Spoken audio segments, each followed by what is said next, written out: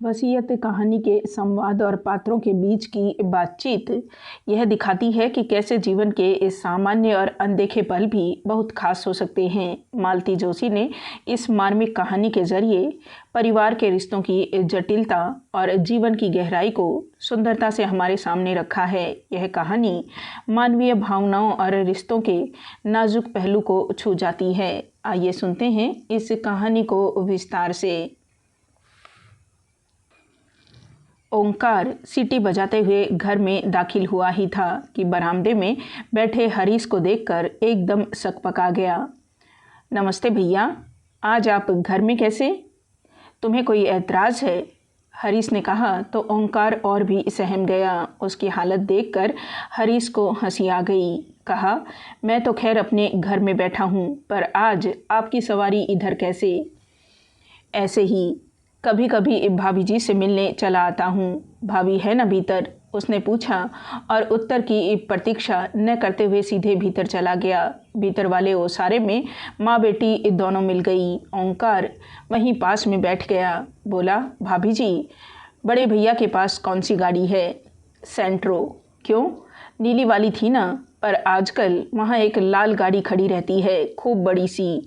अपने छोटे भैया को जाकर बताओ। बेचारी भाभी कहते उनका मुंह नहीं सूखता, और बेचारी भाभी दो दो गाड़ियाँ रखे है। चुप करो अम्मा, पता है ना वह आज घर में है। हाँ तो ओंकार, लाल गाड़ी तो है, पर कौन सी? ठीक से देख नहीं पाया भाभी, पास जाते ही कुत्ते भौंकने लगते हैं। फाटक के बाहर खड़ा रहता हूँ तब भी। कुत्ते भी पाल लिए हैं, वह भी दो दो? यहाँ बच्चों को ठीक से दूध नसीब नहीं होता, वहाँ कुत्ते पाले जा रहे हैं, वह भी दो दो। रईसी और कैसी होती है? वह जैसी भी हो नानी जी, अब हम वहाँ नहीं जाएंगे। बड़े जबरा कुत्ता है, हमको चीर डालेंगे। मैं गरीब बेमौत मारा जाऊँगा। 10-10 हज़ार के इंजेक्शन आते हैं, कहाँ से लगवाऊँगा? अरे बड़े आदमियों के कुत्ते काटते हैं तो कुछ नहीं होता, उनके खुद इंजेक्शन लगे रहते हैं। जो भी हो, अब हम वहाँ नहीं जाएंगे। कहता हुआ ओंकार उठकर बाहर आ गया। हरीश आराम कुर्सी पर पूर्ववत आंखें मूंद कर लेटे हुए थे, पर उनके कान भीतर की ओर ही लगे थे। ओंकार की आहट पाते ही वे उठ बैठे। ओंकार, तुम बड़े भैया के घर गए थे? कुछ काम था? बेचारा ओंकार बगले झाँकने लगा। खिसकने की भी राह नहीं मिली। हरीश लगातार उसकी ओर देख रहे थे। आखिर उसने हिम्मत की और कह दिया, हम कौन अपनी मर्जी से जाबे हैं, हमें वहाँ नानी जी भेजती हैं। किस लिए? हालचाल जानने के लिए। तो भाभी जी कुछ चाय वाय पिलाती हैं कि सूखा ही टरका देती हैं? हम भीतर थोड़े ही जाते हैं, बाहर से ही देख दाख कर आ जाते हैं, बाहर से हालचाल पता चल जाते हैं। मरा डर के मारे भीतर जाता ही नहीं तो कोई क्या करे? अम्मा जी ने एकदम कमरे में अवतरित होते हुए कहा। ओंकार ने अब भागने में ही कुशल समझी। भैया जी, शाम को गैया हमें ही लगानी होती है, अब चलेंगे। और उत्तर की प्रतीक्षा किए बिना वह बाहर निकल गया। हरीश अब सास की ओर मुखातिब हुए। ओंकार को आप बंगले पर क्यों भेजती हैं? तो क्या करें? उन्होंने दबे स्वर में कहा। तुमने तो वहाँ जाना ही छोड़ दिया। अकेली औरत, किसी को तो खोज खबर लेनी चाहिए कि नहीं? हम लोगों के सिवा उसका यहाँ कौन है? खोज खबर ही लेनी थी तो किसी दिन माँ बेटी दोनों चली जाती ना। जासूसी करने की क्या ज़रूरत थी? जासूसी? और क्या, आप जो कर रही हैं वह जासूसी ही कहलाती है। हरीश ने कहा तो अम्मा जी मुँह बिचकाकर भीतर चली गई। हरीश को बड़ा मज़ा आया। अरसे बाद सास को निरुत्तर करने का मौका मिला था, लेकिन सास को निरुत्तर करने की खुशी ज़्यादा देर नहीं रही। एक प्रश्न जो दिमाग में चक्कर काट रहा था उस पर हावी हो गया। बंगले पर नई गाड़ी आ गई है और 2 कुत्ते भी। कुत्ते पालना कितना महंगा शौक है, उसे पता है। एक कुत्ते का खर्च 2 आदमियों की खुराक के बराबर आता है। फिर उनकी साज संभाल के लिए नौकर चाकर भी तो चाहिए। यह काम भाभी के बस का तो है नहीं। फिर पिछले 6 महीनों से उसने वहाँ का रुख नहीं किया है, वैसी कसम ही खा ली थी। पर इस बीच क्या इतनी बड़ी उथल पुथल हो सकती है? शालिनी और उसकी माँ दबी जबान से कुछ कुछ कहती रहती हैं। क्या वह सही है? 6 महीना पहले शुभम का रिजल्ट लेकर गया था। सोचा था भाभी से कहूँगा कि भैया का बहुत मन था कि शुभम इंजीनियर बने। अब उनका सपना आप ही को पूरा करना है। घर से खूब अच्छी रिहर्सल करके गया था, पर वहाँ माहौल ऐसा बिगड़ा कि कुछ कहना संभव ही न हुआ। यह नहीं कि वहाँ स्वागत नहीं हुआ, स्वागत तो खूब अच्छे से हुआ। उन्होंने शुभम को बधाई भी दी। उसके लिए आशीर्वाद स्वरूप 500 का नोट भी लिफाफे में डाल कर दिया। चाय नाश्ता भी करवाया, पर सब कुछ ठंडा ठंडा सा था। उनमें संबंधों की ऊष्मा नहीं थी। वैसे भी उनसे सुसंवाद कभी था ही नहीं, पर भैया के रहते ये बातें सतह पर नहीं आई थी। अब जैसे सब कुछ सामने आ गया। चाय के बाद वह शुभम को लेकर भैया के सपने की बात कहने ही जा रहा था कि भाभी ने कहा, चलो अच्छा हुआ, शुभम के रिजल्ट के बहाने ही सही तुम आए, तो नहीं तो तेरही की बात तो तुम यहाँ का रास्ता ही भूल गए थे। जानते तो थे कि इस घर का एकमात्र कमाऊ सदस्य अब नहीं रहा। फिर एक आध बार आकर देखना तो था कि भाभी कैसी है, किस हाल में है। हरीश का सिर शर्म से झुक गया। वह अपनी सफाई में कुछ कहना ही चाहता था कि भाभी बोली, तुम्हें शायद डर लगा होगा कि भाभी कुछ मांग न ले। ठीक है ना, मैं तुमसे क्या मांगती हरीश, जिसने पिता समान भाई की अंत्येष्टि के लिए भी दूसरों के सामने हाथ फैलाया था, उससे मैं क्या मांगती और मुझे वह क्या दे देता। सॉरी भाभी, पर उस समय हाथ सचमुच बहुत तंग था। उसने घुटी सी आवाज़ में कहा। हाथ तो तंग होना ही था। तुम्हारी एटीएम मशीन जो बीमार पड़ी थी, अब तक तो तुम्हारी हर समस्या वे ही सलहते आ रहे थे। बच्चों की फीस हो या साल भर का अनाज हो, सर्दियों के कपड़े हो या छुट्टियों की प्लानिंग हो, सब कुछ वे ही तो करते थे। उन्हीं बातों को याद करके तुम अपने भाई के लिए लकड़ी ही खरीद लेते तो मुझे अच्छा लगता। दोस्तों से उधारी की बात तुमने मुझसे बाद में कही, इससे अच्छा था मुझसे ही मांग लेते। बाहर वालों के सामने उस राजा आदमी की बेइज्जती तो न होती। इस कड़वे प्रसंग के बाद शुभम के लिए कुछ कहने का सवाल ही नहीं था। अब यह देहरी कभी न चढ़ने का प्रण करके वह बाहर चला आया। बाद में पछतावा भी हुआ कि वह 500 रुपये का लिफाफा वहीं क्यों नहीं फेंक दिया।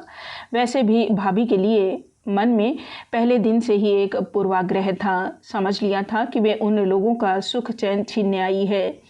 भैया के आश्रय में जो एक आश्वस्ति थी, संभावनाएं थी, वह एकदम धूमिल होती दिखाई दी। इस घर में आने से पहले ही वे खलनायिका बन गई थी। पहली वाली भाभी जब 2 साल की लंबी बीमारी झेलकर भगवान को प्यारी हो गई तो भैया एकदम टूट से गए थे। साल भर तक एकदम गुमसुम से वीतराग बने रहे। फिर इस अवसाद से उबरने के लिए उन्होंने अपने आप को काम में झोंक दिया। दुगने जोश से साल भर में ही घर की काया पलट हो गई। हर तरफ जैसे सोना बरसने लगा। हरीश ने ठाठ से अपनी पढ़ाई पूरी की। धूमधाम से उसकी शादी हुई। माँ का मरण त्योहार भी शान से मनाया गया। बच्चों के जन्म उत्सव पड़ोसियों की ईर्ष्या का कारण बने। फिर सुना कि भैया शहर के बाहर एक बंगला खरीद रहे हैं, तो घर भर में एक खुशी की लहर दौड़ गई। सब लोग बंगले में रहने के सपने देखने लगे। पुश्तैनी घर बड़ा था, पर था तो पुराना ही। उसकी मरम्मत पर, सजावट पर काफ़ी कुछ खर्च किया जाता रहा, पर वह अपना पुरानापन नहीं छोड़ पाया था। गृह प्रवेश की तैयारियां चल ही रही थी कि भैया ने एक बार सबको चौंका दिया। बताया कि वे नई पत्नी के साथ गृह प्रवेश करेंगे। पुश्तैनी मकान उन्होंने अत्यंत उदार अंतःकरण से हरीश के नाम कर दिया, पर उनकी इस दरिया दिली से न हरीश खुश हुआ न उसका परिवार, क्योंकि इस दान पत्र का साफ अर्थ यह था कि उन लोगों को पुराने घर में ही रहना है। सारे सपने धराशायी हो गए थे। आने वाली के प्रति मन कड़वाहट से भर गया था, क्योंकि उन्होंने सबका हक छीनने का जघन्य अपराध किया था। शाम को घूमने जाने के बहाने वह घर से निकल गया और सीधे बंगले पर पहुंचा। उसने गेट के पास स्कूटर रोकी ही थी कि कुत्तों ने सम्मिलित स्वर में भौंकना शुरू कर दिया। अंधेरे में कुछ नज़र नहीं आ रहा था, पर वे शायद बरामदे की जाली में बंद थे। भीतर जाना कितना निरापद है, इस पर वह विचार ही कर रहा था कि एक बलिष्ठ हाथ उसकी गर्दन पर पड़ा। उतनी ठंड में भी उसके पसीने छूट गए। मुड़कर देखा, हाथों का मालिक भी उतना ही बलिष्ठ था और उसे आग्नेय नेत्रों से घूर रहा था। हेलो मिस्टर, दूसरों के घर में ताक-झाँक करते शर्म नहीं आती? ये दूसरों का घर नहीं है, मेरे भाई का घर है, उसने हिम्मत बटोरते हुए कहा। कौन भाई?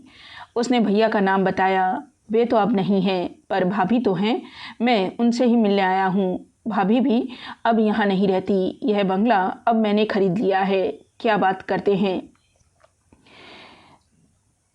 दिन में आना, पेपर्स दिखा दूंगा, उन्होंने दबंग आवाज़ में कहा। लुटा पिटा सा अपनी जान छुड़ाकर हरीश वहाँ से चला आया। बाद में ध्यान आया कि भाभी के बारे में तो पूछा ही नहीं कि वे कहाँ गई, पर अचानक पकड़े जाने के कारण उसकी सिट्टी पिट्टी गुम हो गई थी। उसे कुछ होश ही न रहा। रात भर उसे नींद नहीं आई। शालिनी से बात करना चाहता था, पर हिम्मत नहीं पड़ी। जानता था अम्मा जी हमेशा कान लगाए रहती है। सासू माँ की निरंतर उपस्थिति उसे पहली बार खली। इकलौती कन्या से शादी करते समय केवल प्रॉपर्टी का ध्यान था। यह नहीं पता था कि दहेज में अम्मा जी भी साथ चली आएंगी। आई हैं तो चुपचाप बनी रहें, पर नहीं, हर घड़ी अपनी उपस्थिति दर्ज कराती रहेंगी। भैया तो पीठ पीछे उन्हें ललिता पवार ही कहते थे। शायद उनके आने के कारण ही दूसरी शादी के बाद उन्होंने अलग घर बनाने की सोची होगी। बड़े भैया की इस शादी पर सबसे ज़्यादा वक्र दृष्टि अम्मा जी की ही थी। शादी के बाद भाभी के यहाँ 2 बार उम्मीद जगी थी, पर हर बार खुशियाँ आधे रास्ते से लौट गई थी और शालिनी ने इसका श्रेय अपनी माँ को दिया था। तब से हरीश को उनसे डर सा लगने लगा था। क्या भाभी इस राज को जानती हैं? क्योंकि उसके बाद से ही उनके व्यवहार में एक ठंडापन सा आ गया था। शादी के इन 15 सालों में वे मन से किसी से जुड़ ही नहीं पाई। उन्हें घमंडी करार दे दिया गया था, पर दूसरा पक्ष भी तो कम दोषी नहीं था। उसने इस खाई को पाटने की कभी कोशिश ही नहीं की। दूसरे दिन सुबह सुबह वह मुंशी बाल मुकुंद जी के घर पहुंच गया। देर होने से उनके काम पर निकल जाने का डर था। भैया के बाद कई वकीलों ने उन्हें हाथों हाथ ले लिया होगा। ऐसे कर्मठ और कुशल लोग आजकल मिलते कहाँ हैं। भैया का कोई काम या संदेश लेकर इस घर में कई बार आया है। हर बार उसका ललक से स्वागत हुआ है, पर इस बार मुंशी जी का व्यवहार बड़ा रूखा लगा। दरवाज़ा उन्होंने ही खोला था, वहीं खड़े खड़े पूछ लिया, बोलो? बोलिए भी नहीं। एक क्षण को वह अप्रतिभ तो हुआ, पर उसने दूसरे ही क्षण हठ धर्मिता के साथ कहा, आपसे कुछ बात करनी थी, भीतर आ सकता हूँ? अब मजबूरन मुंशी जी को रास्ता छोड़ना पड़ा। हरीश भीतर आकर बैठ गया। बैठक का कमरा उसे बदला बदला सा लगा, बदला बदला सा और परिचित सा भी। हाँ बोलो, मुंशी जी ने उसे चेताया। वह व्यवस्थित हुआ और बोला, मैंने सुना है भाभी ने बंगला बेच दिया है। हाँ ठीक सुना है, 15 दिन पहले ही डील हुई है। हमें हवा तक नहीं लगने दी। मुंशी जी चुप बने रहे। हमारी रजामंदी की ज़रूरत भी नहीं समझी गई। ये कोई पुश्तैनी प्रॉपर्टी तो थी नहीं कि सबकी रजामंदी की ज़रूरत होती। वकील साहब की पर्सनल प्रॉपर्टी थी, वे उसे बेचते चाहे दान में दे देते। उन्होंने बंगला पत्नी के नाम पर लिया था, वे ही लीगल या नेचुरल वारिस भी थी। उन्होंने बंगला बेच दिया बस। और सामान का क्या किया? बेच दिया। वैसे भी इतना सारा सामान कहाँ ले जाती, कहाँ रखती, इसलिए ज़रूरत भर का रख कर सब बेच दिया। अच्छा सामान था, हाथों हाथ बिक गया। किसने लिया? दोस्तों ने, पड़ोसियों ने, परिचितों ने। जैसे हमने यह सोफ़ा सेट ले लिया, 2 पलंग और एक अलमारी भी ली है। तभी हरीश को यहाँ कुछ पहचाना पहचाना सा लग रहा था। हमसे भी तो पूछ सकते थे, उसने तड़प कर कहा। तुमसे पैसे तो नहीं मांग सकती थी ना, इसलिए नहीं पूछा। इसलिए तुमने नहीं पूछा। उन्हें पैसों की ज़रूरत थी, तभी तो घर बेचना पड़ा। इतना बड़ा घर मेंटेन करना मजाक थोड़े ही है। और तुम तो जानते हो तुम्हारे भाई कैसे सहा खर्च थे। बचत के नाम पर शून्य ही था। आखिर बची हुई ज़िंदगी वे गुजारती कैसे? बरसी तक तो रुक ही सकती थी, ऐसी भी क्या जल्दी थी। जल्दी सामने वाली पार्टी को थी। उनके ज्योतिषी ने मुहूर्त निकाल दिया था। फिर जब जाना ही था तो आज क्या और कल क्या। भाभी अब कहाँ हैं? अपने भाई के पास। कल आना, उनसे पूछकर ही पता बताऊंगा। मतलब कि यह आदमी भैया के जाने के बाद भी अपना ईमान बनाए हुए है। उस दिन भाभी उल्हाना देते हुए कह तो रही थी, तुमसे तो वो मुंशी जी अच्छे हैं, अब कोई काम नहीं है फिर भी 4-8 दिन में हालचाल पूछ जाते हैं। उसे आशा तो नहीं थी, पर मुंशी जी ने दूसरे ही दिन फ़ोन करके पता दे दिया था। नासिक के पास कोई जगह थी। ऑफिस के टूर का बहाना बनाकर वह चल पड़ा था। घर पर बताने की हिम्मत नहीं हुई। सच बात जानते ही एक विस्फोट सा हो जाता। जो कुछ हुआ उसमें 100% उसका दोष बताया जाता, उसकी अकर्मण्यता को कोसा जाता। मुंशी जी ने पता ठीक ठाक दिया था। ढूंढने में ज़्यादा परेशानी नहीं हुई। शहर से बाहर एक कंपाउंड में 2 हाउसेज की लंबी कतार थी। गेट पर नाम लिखा था विश्रांति। नंबर उसके पास था ही, इसलिए घर भी तुरंत मिल गया। 1 रूम किचन का वह छोटा सा घर था। इतने बड़े बंगलों में सालों रहने के बाद भाभी यहाँ कैसे गुजारा करती होगी, उसने सोचा। भाभी ने बड़ी ही निर्मल निश्चल हंसी के साथ उसका स्वागत किया था। सारे ताने उल्हाने उस हंसी में तिरोहित हो गए। इतना ही कहा, इतनी सी जगह में आप गुजारा कैसे कर लेती हो? वे पूर्ववत हंसकर बोली, हरीश, आदमी को बस इतनी सी जगह ही दरकार होती है। हम बेवजह फैलारा कर लेते हैं, ज़रूरत से ज़्यादा सामान इकट्ठा कर लेते हैं, फिर अपने से ज़्यादा उस कबाड़ की साज संभाल में जुट जाते हैं। भाभी की तो भाषा ही बदल गई थी। फिर भी उसने अपने मन का कांटा निकाल ही लिया। आपने घर बेच दिया? कम से कम भैया की बरसी तो उस घर में होने ही दी होती।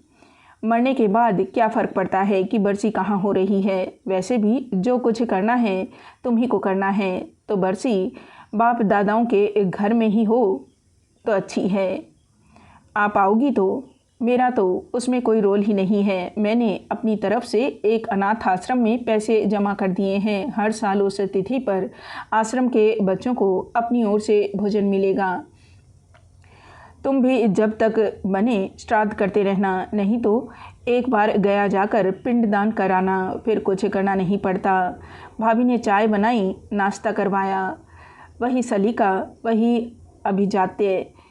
जगह छोटी होने से उनमें कोई अंतर नहीं आया। वह चलने लगा तो बोली, तुम आए, बहुत अच्छा लगा, आते रहना। हाँ, यह छोटा सा घर मैंने तुम्हारे भाई के पैसों से ही खरीदा है। जाते समय तुम्हारे ही नाम कर जाऊंगी। अगर कभी लगे कि बच्चों के साथ ट्यूनिंग ठीक से नहीं हो रही है तो तुम और शालिनी यहाँ आकर रहना।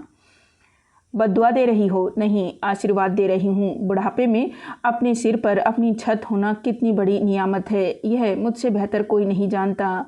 हरीश ने उनके पैरों को हल्के से स्पर्श किया और वह एकदम मुड़ गया। उस गरिमामयी महिला को इस तरह कातर होते देखना उसे अच्छा नहीं लग रहा था।